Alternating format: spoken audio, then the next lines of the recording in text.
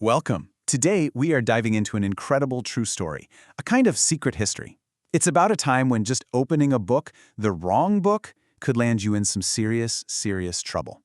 We're going to meet a few heroes who stood up to the most powerful people in the world, all for the freedom to ask one simple question. What does this really say? Whoa. Can you imagine saying that to one of the most powerful leaders on the entire planet? Well, hundreds of years ago, a couple of really brave bishops did exactly that. They accused the head of their church of being a wolf, not a shepherd. I mean, that is a huge deal and a really dangerous thing to say. It was a sign that a big storm was brewing. So let me ask you this.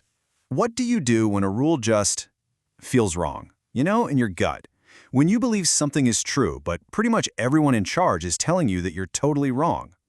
Well, that's the exact problem our heroes in this story had to figure out.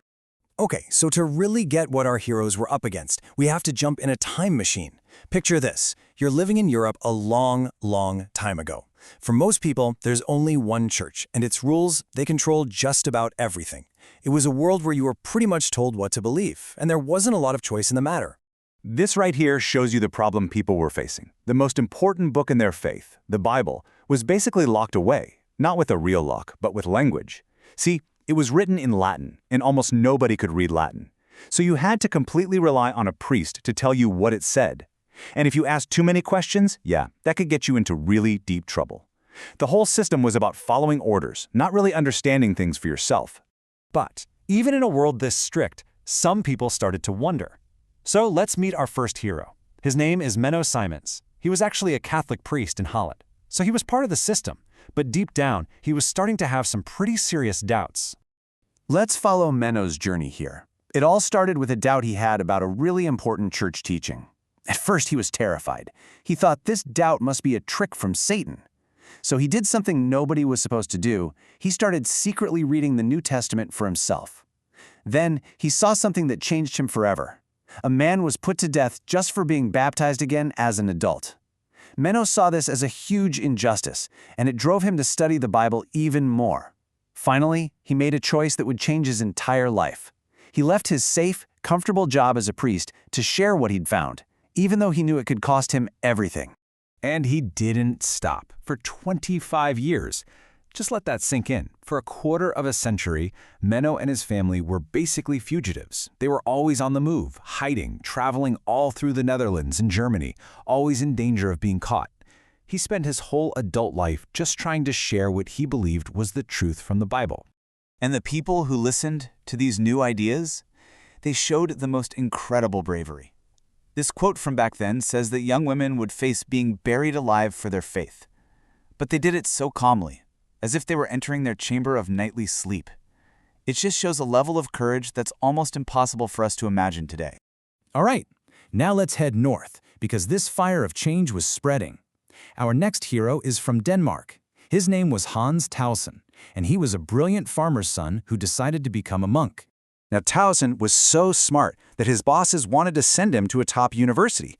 They gave him just one rule. You can see it right here. You can go anywhere you want, except for this one town, Wittenberg. And why? Well, because Wittenberg was the hotspot for all these new, challenging ideas about the Bible. So what do you think Tausen did? You guessed it, he went straight to Wittenberg. He had to find out the truth for himself, even if it meant breaking the rules. So when he came back to Denmark, his bosses were not happy. They locked him up in a prison cell inside the monastery.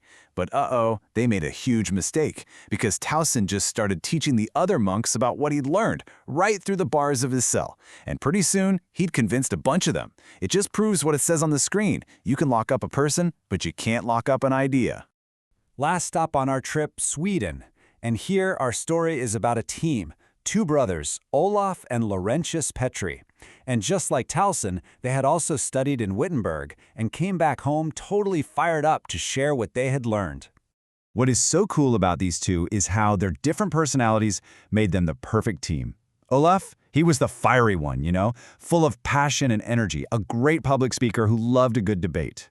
Laurentius, on the other hand, was the quiet, thoughtful brother. He was calm, scholarly, and super smart. Together, and with the King of Sweden on their side, they were basically unstoppable. So during a huge public debate, Olaf laid out the one big idea that was driving all these heroes. It was this revolutionary concept, the Bible and the Bible only. What that meant was that the real guide for your faith wasn't tradition or what church leaders said, it was the Bible itself. And it meant that anyone could read it and understand it for themselves. This was the start of what we now call the Protestant movement, because they were protesting the old rules. And the result of all their hard work? Well, the Petri brothers translated the entire Bible into Swedish. For the first time ever, the people in their country could actually read the scriptures in their own language. The king even made it a rule that it had to be taught in schools. It was like a light was finally being turned on for everyone. So when you look back at these stories, Menno, Tausen, the Petri brothers, you start to see they were doing something much bigger than just arguing about church rules. They were fighting for a huge idea, something that would change their countries forever. This is what it all comes down to, right here. They fought for the freedom to read the Bible and decide for yourself what it means. They fought for the freedom to think for yourself, the freedom to worship God in a way that felt right to you. They proved that you don't have to be a priest or a king to find and understand truth. And you know what? Their amazing courage helped build stronger, freer nations all across Northern Europe. Menno Simons, Hans Tausen, Olaf, and Laurentius Petri, they risked absolutely everything for the freedom to read, to think, and to believe. And that was over 500 years ago. So that leaves us with a question for today. What about now? What ideas, what truths are so important to you that they're worth standing up for?